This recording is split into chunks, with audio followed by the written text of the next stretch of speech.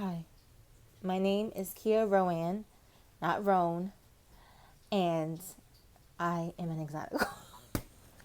No, I'm joking. I'm not an exotical. Hi, guys. Welcome back to my channel. Thank you so much for being here, and I really do appreciate your time. I am going to make a very, very brief video addressing Exoticals United. Now she's going as Bleachicals United. In response to Chrissy's live stream about her, and to also address the strategic feminine. First of all, I wasn't going to make a video responding specifically to the strategic feminine because I'm not trying to beef with nobody on YouTube. I'm barely even on YouTube. I'm not consistent on YouTube. I make videos and I feel the need to do it and I move on. I definitely don't want to start having beef with different YouTubers about issues and matters that are not that serious. So anything I say in this video, I'm just addressing certain things or clearing up certain things. I'm not here to beef with people and to go back and forth with people forever. Like, it's very clear that we feel differently, especially the strategic feminine feels differently about how I identify, how I view myself. That's perfectly fine. Like I told her in her comment section on her video where she mentioned me, I know who I am. I know what I look like. I'm proud of the features that my family have given me, the Black women in my family, the Afro-Hispanic women in my family, the Bayesian women in my family. I'm very grateful for the way I look. I think I look like them and I think I'm beautiful. So that's number one. First things first, at no point in my video did I imply or say that I am mixed or that I am biracial or that I'm not Black. I specifically said multiple times in my video that I am Black and that I am a Black woman with a multi-ethnic makeup. And again, I do understand to a certain extent people are going to hear what they want to hear, especially if they're already coming to your video and they don't like what they feel you're going to say or what side that you have. People are going to hear what they want to hear. They're going to put certain things and put certain words in your mouth that you didn't say. They're going to do, sort of this act where people intentionally misunderstand what you're saying so they can have an argument against you. I understand that's what people are going to do anyway. However, like I said, I have never thought of myself as mixed. I don't identify as mixed because I have two Black parents. So under the range of the diaspora that we consider, or that we know rather, that Black Americans and other Black men and women around the world, how we came to be dispersed in different parts of the globe is through the Atlantic slave trade, right? So I don't have to go into it. We all understand that.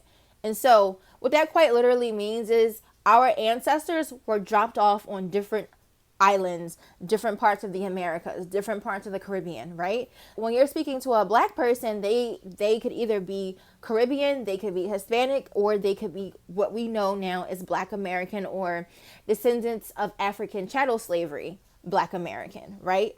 So all that basically means is my ancestor was dropped off in Jamaica. Your ancestor was dropped off right here in America. My ancestor was dropped off in South America. That's literally all that means. It doesn't mean that we are not the same in terms of what our racial makeup is that our ancestors were dropped off in different parts of the world. So that means we're going to have a different set of genetics that we have access to, quite literally based off of the place that our ancestors came from. So if your ancestors came straight to America, straight to the shores of America, then that means you have, native, indigenous to the Americas, to the Northern Americas. My ancestors were dropped off in South America. So places like Bahia, Brazil, that's where my ancestors were dropped off. So they have an admixture or a genetic mixture of the indigenous people to South America, specifically Bahia, Brazil. My other ethnic mixture is some of my ancestors were dropped off in Barbados. And so whatever genetic phenotypical admixture was there, my ancestors had access to whatever indigenous admixture was there in Barbados or the Caribbeans at the time, which is probably what they were just called, or the islands. Okay, so that's all that means. That does not mean that I am not black. Doesn't mean that my ancestors aren't black. Doesn't mean that my direct parents are not black. It just means that they had a different stop on the way. That's all that means. So when a person like myself says I'm an Afro-Latino, or they say I'm West Indian or Caribbean, they're not saying I'm not black. They're not saying I'm mixed. What they are saying is I am a black person with a multi-ethnic background, right? So my ancestors, once more, my parents and my grandparents, some of them were not born here, right? That's all that means. They are just black people who came from a different physical location where you would find different types of black people in the diaspora. So I encourage some people to do some research, some work on what the diaspora means, what that means geographically. And then I think more people will understand why there are black people who look like me, who identify as Afro-Hispanic or West Indian. Now, I personally do not identify as exotic. I don't identify as an exotical. I don't see myself that way because I was taught that black women are beautiful. I was taught that black women encompass so many different phenotypical possibilities that we have everything. Many of us can look like so many different things. So I didn't grow up hearing or thinking that a certain hair texture was exotic, or a certain skin tone was exotic, or a certain eye color was exotic, or certain features were exotic. I didn't grow up hearing that. So when I became an adult and I interacted with the world around me, and particularly in America, I realized, and I was born in America, I don't want that to be confused. I realized that there is a hierarchy within the black community of phenotypical standards, that we're not all the same. We're not all beautiful. All of our features are not equal, unfortunately, because many of us have internalized colorism and featureism and texturism mindsets. And so what that causes is anyone who is closer to white or who looks mixed gets the privilege. And anyone who looks more closer to our ancestors from Africa, most likely West Africa if you're African American, that's just, it's nappy, it's negative. You know what I'm saying? That's what I realized other people were saying. That's what other people were believing. And again, I grew up in a household where I didn't hear this type of language. So for me, that was shocking to me to find out that my hair texture, my skin tone, depending on who they were comparing me to at the time, my features comparing me to who they were comparing me to at the time were exotic or better or good hair and all this other nonsense. Because to me, again, I have no concept of that outside of what I realize other people feel and think in a black community. I personally was not giving these standards in my home. I wasn't. Especially when I started modeling, I really started to understand that how my hair was styled, how much they lightened my skin in post, when I was being shot, whether it was the summer where I had a tan or the winter where I was more pale, like how I am now. I read different ways to people. And for me, still to this day, even this moment, I don't really understand why more Black Americans in particular don't know how to distinguish or to decipher when someone is beautiful or when someone has certain features that they're also Black. Like, I guess what I'm trying to say is when someone has a certain phenotype that people would say, oh, well, you have good, let's go back in the early 2000s. You have good hair. And that sort of really problematic discussion, those words that people label Why is it attributed to that person not being black or being mixed versus it being a possibility of a phenotypical trait that exists within a diaspora? That's what to me is always confusing, is even for the women in my comment sections right now who are telling me that I don't look mixed, that I look like a regular black girl, who are weaponizing blackness to try to knock me down a peg because they believe that I am either putting myself on a pedestal or trying to put myself on a pedestal, or they secretly have put me on a pedestal, and their way of dealing with that is telling me that I don't look. I don't understand why that part, even after all the natural hair movements and with social media movements that are teaching black women how to see themselves in a better way and how to appreciate the range of beauty that we have, why it still always goes back to using a white supremacist standard to decide who gets privilege and who doesn't.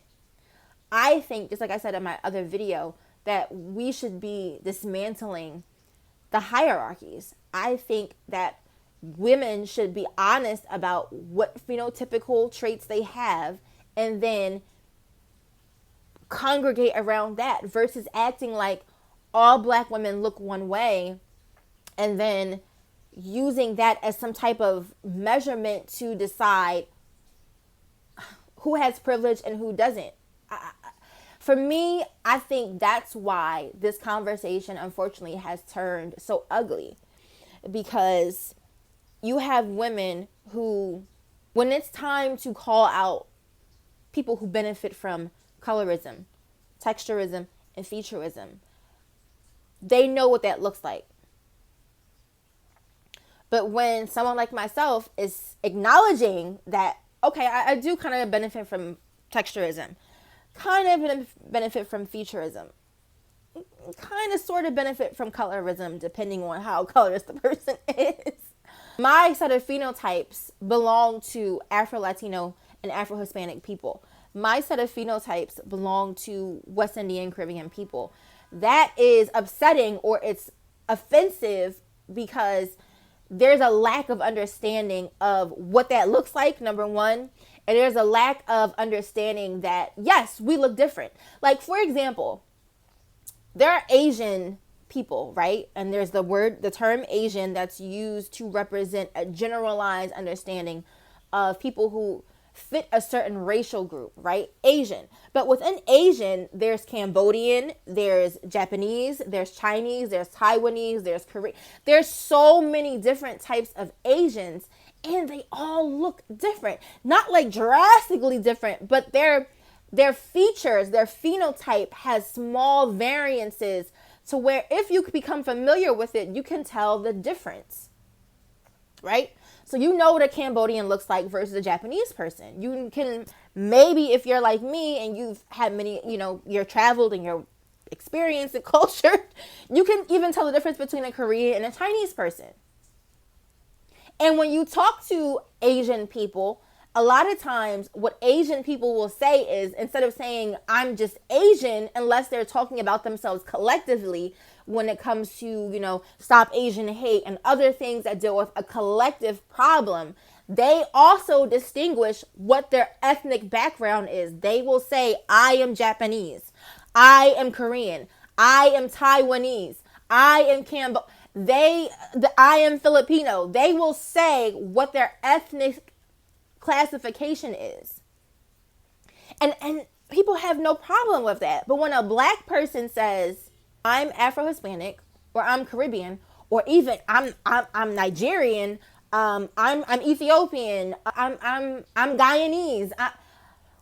When black people make a distinction for their ethnic group, that's where other black people become hostile towards them. And that just doesn't make any sense to me.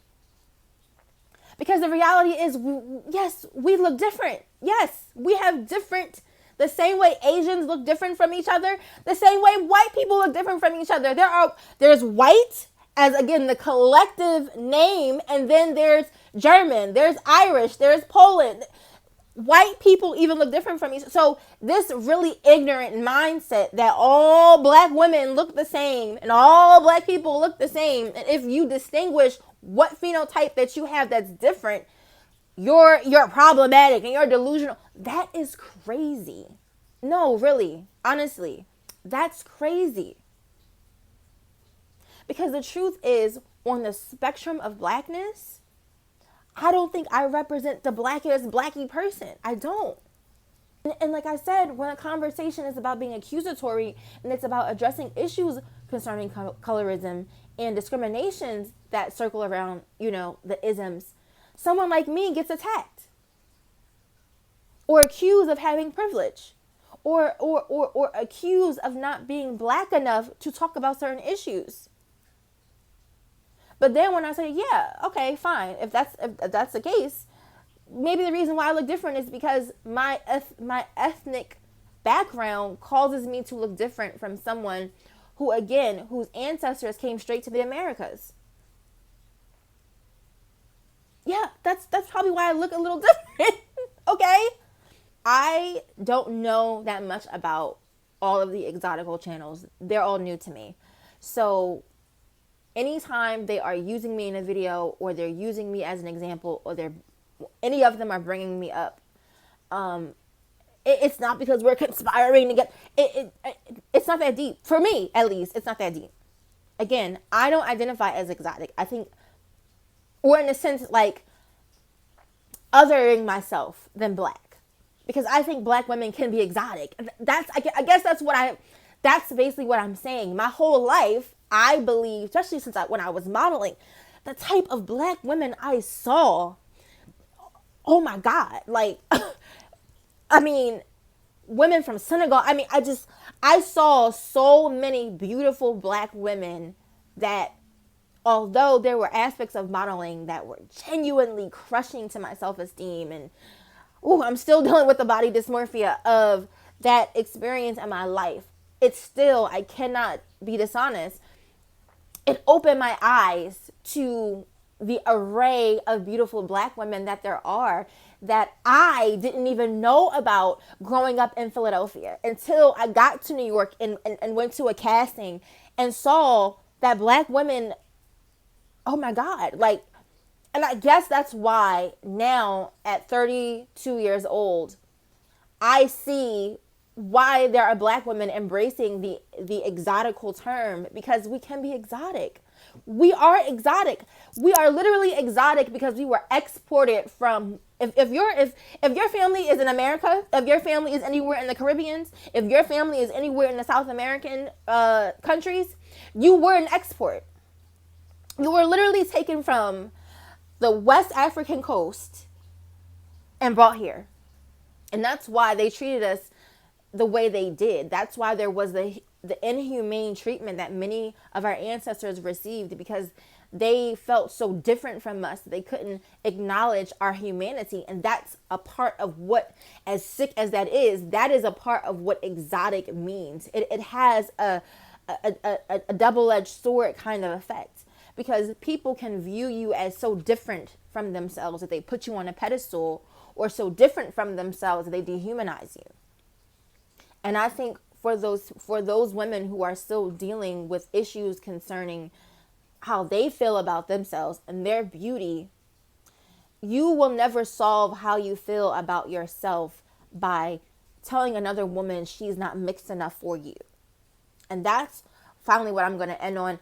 That's what I saw a lot of in my comment section. Never in my life have I told another woman, you don't look mixed enough to claim to be mixed.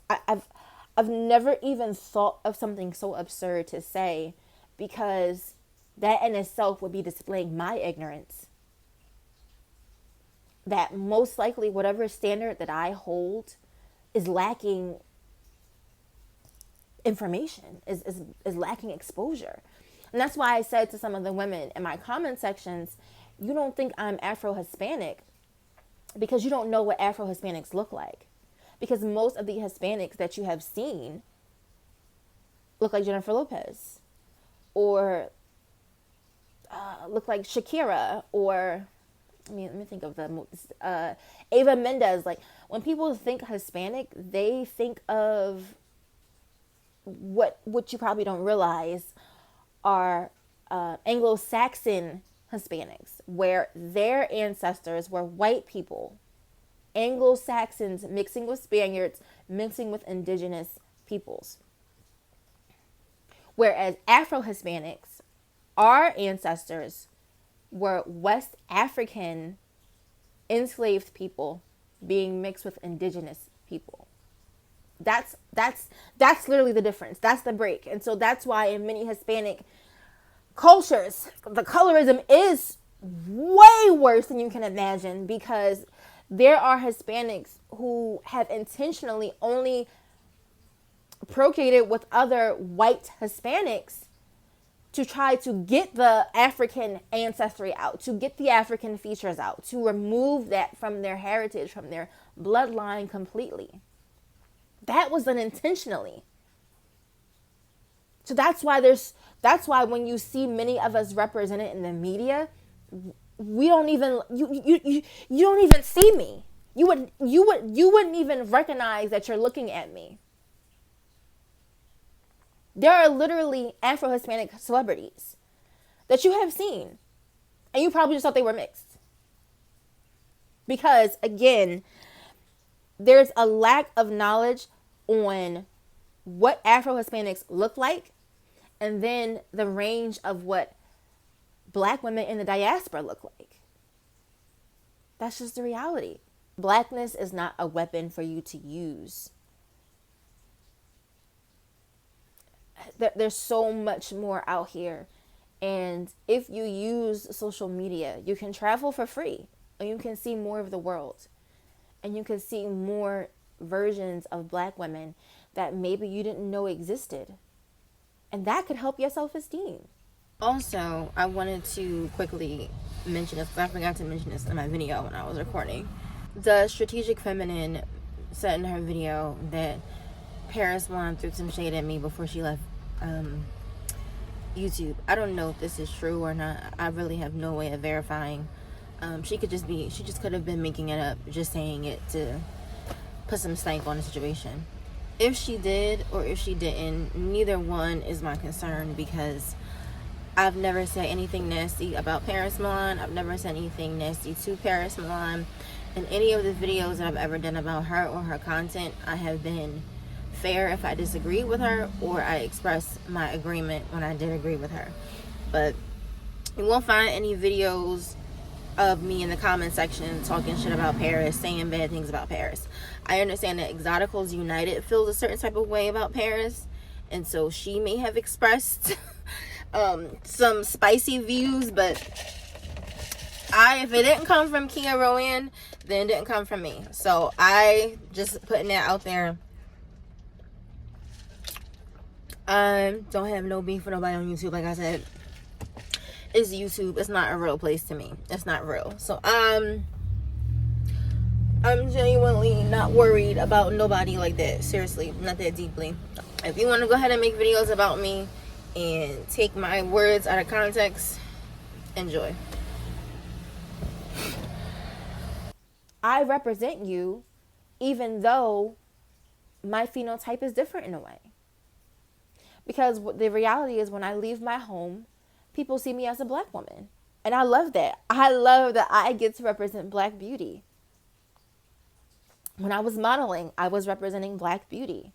Every time my face was used, every time my hair was used, every time my skin tone was used, I was representing Black women. And it was an honor. It was a traumatizing experience, but it was an honor to represent Black women. Every time I leave my home and someone sees me and they think I'm beautiful, or when I'm walking around the gym and, there's white women, there's white Hispanic women walking around, and I come through, walking through with my gorgeous hair and my fit body and my gorgeous skin tone, and I'm showing up, you have to acknowledge me. You have to acknowledge that Black women are beautiful. And I love that I get to do that. I love that I get to represent that. And I think that should be the perspective that more Black women have instead of trying to make yourself feel better by telling other people what they do and don't look like. That's my 2 cents on this topic. The video was not supposed to be this long. It wasn't, but it ended up being this long. I just wanted to get things out the way. I wanted to clear my name. I wanted to speak on the things that concerned me, because people love to run the opposite way with things that people have said. And I just want to make it clear that once again, to finish off the video, Kia Rowan, because it's pronounced Rowan, Kia Rowan am not mixed. I'm a black woman. I don't think I'm mixed. I think I'm a black woman. I don't want to be mixed. I love being a black woman. Whatever issues you have about what my ethnic background is, ain't my problem. It's not my problem, boo. It's not. But yes, that's all I have to say. Thank you so much for watching. Take care.